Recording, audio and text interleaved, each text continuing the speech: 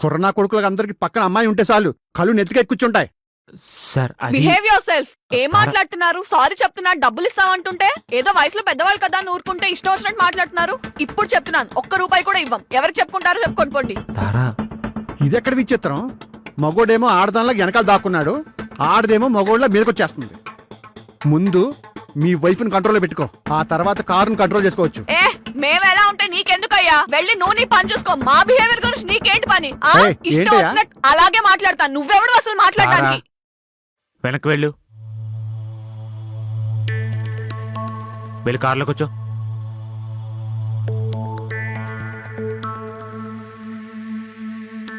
సరిపోద్దా sir control చేయడం? ఇంకేమైనా కావాలా? మీరు చెప్పింది కరెక్టే సార్, భార్యని కంట్రోల్లో పెట్టుకోవాలి. శ్రీకృష్ణ లాంటిడే సత్యభామ కంట్రోల్లోకి వెళ్ళినప్పుడు మనం వెళ్తే తప్పేంటి? భార్యను ఎలా కంట్రోల్ చేయాలో తెలియాలి, అలాగే అప్పుడప్పుడు భార్య కంట్రోల్లోకి వెళ్ళాలో కూడా తెలిసి ఉండాలి.